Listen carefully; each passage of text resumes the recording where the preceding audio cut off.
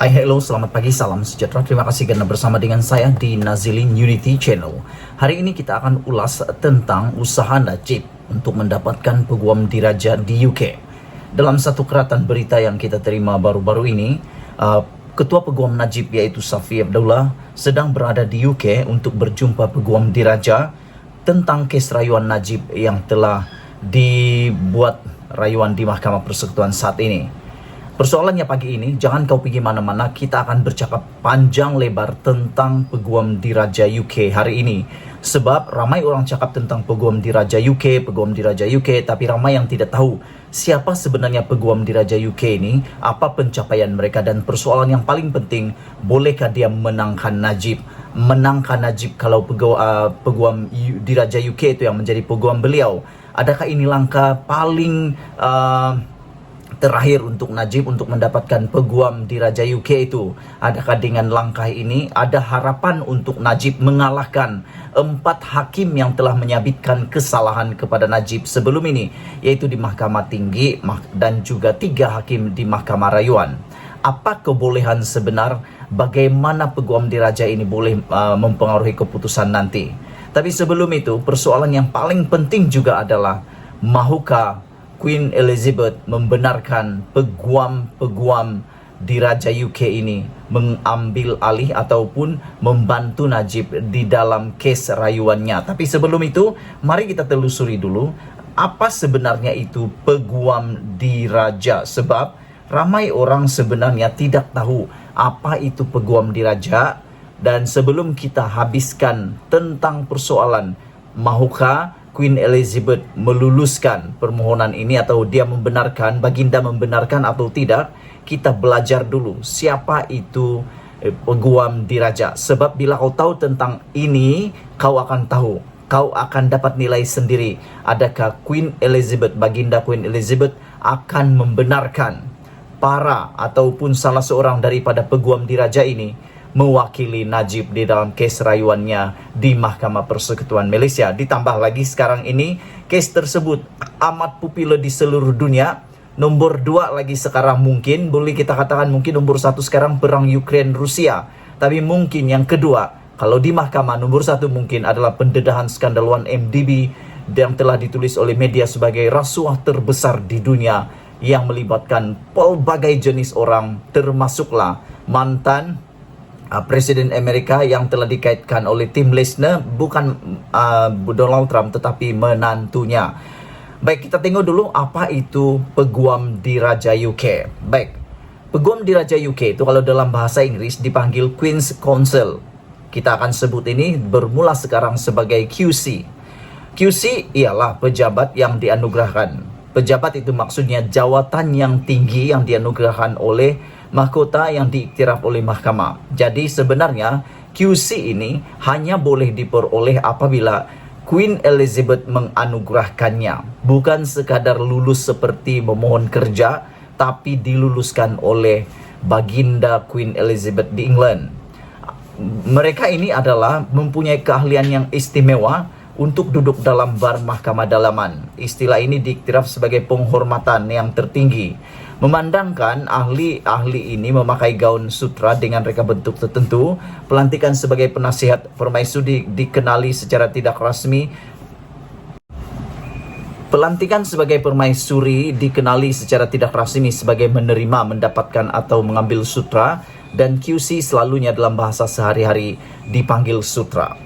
Pelantikan ini dibuat dari dalam profession undang-undang berdasarkan merit dan bukannya tahap pengalaman. Ini penting untuk kita ulas, yaitu pelantikan ini dibuat dalam provision undang-undang berdasarkan merit, bukan tahap pengalaman tertentu. Meritnya apa? Nanti kita akan cakap, jangan kemana-mana. Kita akan lihat apa merit yang dimaksudkan ini. Walaupun kau berpuluh-puluh tahun menjadi peguam, belum tentu kau layak jadi QC. Walau bagaimanapun, pemohon yang berjaya cenderung menjadi peguam bela atau di Scotland, peguam bela dengan pengalaman 15 atau lebih. QC, pendek kata, ialah istilah yang sering kita dengar apabila kita bercakap tentang peguam. Peranan yang sangat dihormati dalam profession, ia melayakkan mereka yang dianugerahkan gelaran untuk mengenakan bayaran. Nah, ini yang paling penting kita mau cakap juga, yaitu ia melayakkan mereka merujuk kepada QC ini ataupun peguam diraja ini dilayakkan untuk dianugerahkan gelaran untuk mengenakan bayaran yang lebih tinggi kepada pelanggan dalam mengendalikan lebih banyak kes pakar. Ada dua isu yang kita mau bincang sini secara pendek. Pertama, bayaran yang lebih. Dari mana Najib mau dapat duit untuk membayar bayaran yang lebih? Yang kita tahu Safi Abdullah yang dia bayar pun lebih kurang dalam 5 juta. Ini kan pula peguam diraja. Mana mau dapat duit Najib? Sedangkan duit Najib sudah dibekukan, beliau hanya dibenarkan mengeluarkan duit 100.000 sebulan. Jadi nak bayar QC ini datang dari mana duitnya? Adakah ini adalah daripada derma-derma lagi? Kita tidak tahu. Tapi yang pentingnya disahkan di sini bahwa peguam ini dilayakkan mengenakan bayaran yang lebih tinggi dan lebih banyak case yang pakar lah. Apakah sebenarnya peguam diraja, apakah sebenarnya peguam permaisuri ataupun peguam diraja ini? Peguam diraja ini adalah peguam yang dilantik oleh raja untuk menjadi salah seorang penasihat baginda yang dipelajari dalam undang-undang atau penasihat raja apabila raja itu lelaki. Ini paling penting. Itulah soalannya. Mahukah Queen Elizabeth, baginda Queen Elizabeth, membenarkan salah seorang daripada QC-nya ataupun peguam dirajanya untuk mewakili kes Najib yang sudah 4 hakim kalah? Yang sudah 4 hakim mengatakan Najib kalah. Adakah dengan ini Queen Elizabeth, baginda Queen Elizabeth yang adalah ketuan ataupun boleh katakan semua QC ini adalah penasihat baginda, maukah beliau melepaskan penasihat baginda ini untuk membantu Najib yang sudah disabitkan kesalahan ini bukan 1 mahkamah tetapi 2 mahkamah, bahkan semua hakim bersetuju sebulat suara. Apabila raja itu lelaki, sebelum tahun 1995 hanya peguam boleh dilantik sebagai QC, tetapi sistem telah diubah supaya peguam cara juga boleh. Biasanya QC boleh mengenakan bayaran kepada pelanggan mereka lebih banyak daripada peguam biasa. Kita sudah ulas ini tadi, dari mana duit Najib untuk membayarnya. Itu persoalan paling basic lah. Sebab QC ini akan mengenakan bayaran yang lebih tinggi daripada peguam biasa dan akan mengambil lebih sedikit case daripada peguam biala tanpa gelaran. Case-case ini cenderung menjadi lebih kompleks dan memerlukan tahap kepakaran yang tinggi. Kadangkala QC juga perlu mengarahkan pasukan peguam bela. Sehingga 2017 yang lepas terdapat 17.000 peguam di England, 17.000 peguam di England dan di Wales, 2 buah negara di England dan di Wales, yang mana kira-kira 10% adalah QC. Jadi kalau 10% daripada 17.000 ini, lebih kurang dalam 1.700 adalah QC. Nah, ini pengalaman baru, ini pengetahuan baru kita. Ingatkan, QC ini 2-3 orang saja. Rupa-rupanya QC di England itu bukan 2-3 orang saja, tapi keseluruhannya peguam di England dan di Wales, keseluruhan, bukan QC tapi keseluruhan peguam yang ada di England dan Wales 17.000. 10% sahaja adalah QC. 10% itu lebih kurang dalam 1.700 orang. Ramai. Jadi mana satu yang akan Najib ambil dan mana satu yang mungkin akan dibenarkan baginda Queen Elizabeth ataupun tidak dibenarkan oleh Queen Elizabeth. Mereka mempunyai purapata pengalaman 13 tahun sebelum pelantikan mereka ke penasihat pemasuri. Baginda bagaimana untuk menjadi QC? Ini persoalan paling penting yang macam saya cakap tadi. Sebenarnya macam mana mau jadi QC? Ramai yang tidak tahu, cakap-cakap saja. Tapi hari ini saya mau kongsi dengan kamu semua bagaimana mau jadi QC ataupun peguam diraja England atau UK. Permohonan untuk menjadi QC adalah proses yang meluas yang boleh mengambil masa antara 3 hingga 5 tahun. Lamanya. Ini bukan 2-3 bulan, ini bukan 2-3 minggu, tapi paling kurang 3 hingga 5 tahun. 3 tahun memohon, 3 tahun kantor borang tunggu untuk diluluskan. Sebab cara pelantikannya dan juga kelulusannya amat kompleks. Itu sebabnya kita ada persoalan yang seterusnya. Peguam-peguam ini yang menjadi peguam diraja UK ini, sanggupkah mereka kalah? Kalau mereka kalah, kalau menang mungkin menaik nama mereka, tapi kalau kalah, apa akan jadi dengan reputasi mereka? Sedangkan sekarang sudah 4 hakim di Mahkamah Malaysia, Mahkamah Tinggi dan Mahkamah Rayuan telah menyabitkan kesalahan kepada Najib. Sanggupkah QC ini untuk mengambil risiko besar? Walhal untuk menjadi QC caranya amat kompleks dan susah. 3 tahun hingga 5 tahun baru tahu lulus atau tidak. Calon mesti memenuhi rangka kerja kecakapan 5 peringkat yang menuntut berikut. 5 rangka kerja. Memahami dan menggunakan undang-undang. Pertama, dia pasti memahami dan menggunakan undang-undang. Kedua, advokasi bertulis dan lisan. Ketiga, bekerja dengan orang lain. Keempat, kepelbagaian. Dan yang paling penting, integriti. Bercakap tentang integriti, inilah yang paling penting.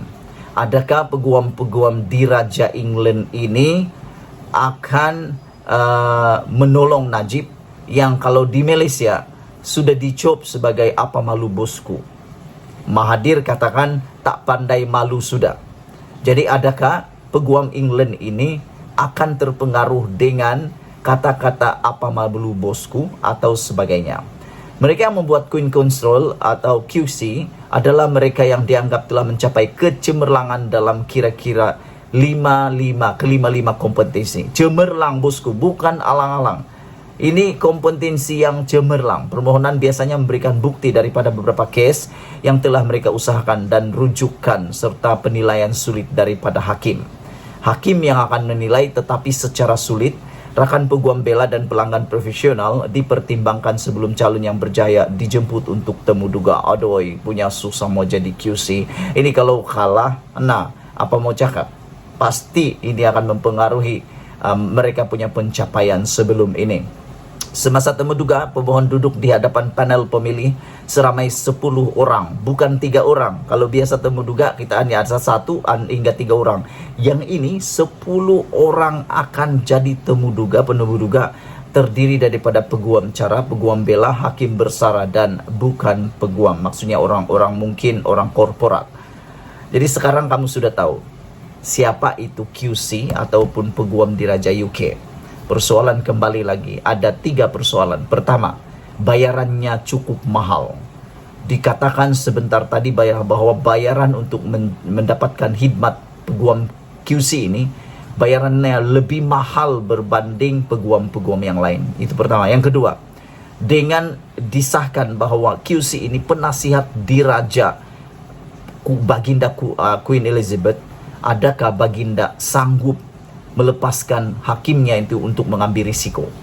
Dan yang ketiga adalah boleh menangkap peguam-peguam ini setelah 4 hakim di Mahkamah Tinggi dan Mahkamah Rayuan telah menyabitkan kesalahan Najib tanpa ada satupun yang melawan. Bermaksud ada kemungkinan Najib mungkin akan ditolak oleh Queen Elizabeth, Baginda Queen Elizabeth. Kita tidak tahu. Kita tunggu berita daripada Safi Abdullah, ketua peguam Najib yang sedang berada di England sekarang. Adakah beliau berjaya untuk meminta bantuan atau memujuk Queen Elizabeth dan pasukan QC? Kita tunggu nanti. Sekian dulu perkongsian kali ini. Jangan lupa share video ini supaya orang yang buat tahu itu kedapatan tidak tahu siapa itu QC. Macamlah memohon itu QC itu senang-senang petik jari saja. Itu sebabnya Najib tidak datang sendiri. Dia tidak hantar peguam-peguam biasa, tapi dia hantar ketua peguam bela Najib sendiri. Jadi pada pendapat kamu, sebelum kita berpisah, pada pendapat kamu, adakah Najib akan dapat bantuan peguam di Raja UK ini? Sebelum kita berpisah, Malaysia kita punya, kita jaga sama-sama. Ulasan tanpa sebadan. Bongkar jangan tak bongkar. Bongkar jangan malu-malu. Kita jumpa lagi. Bye-bye.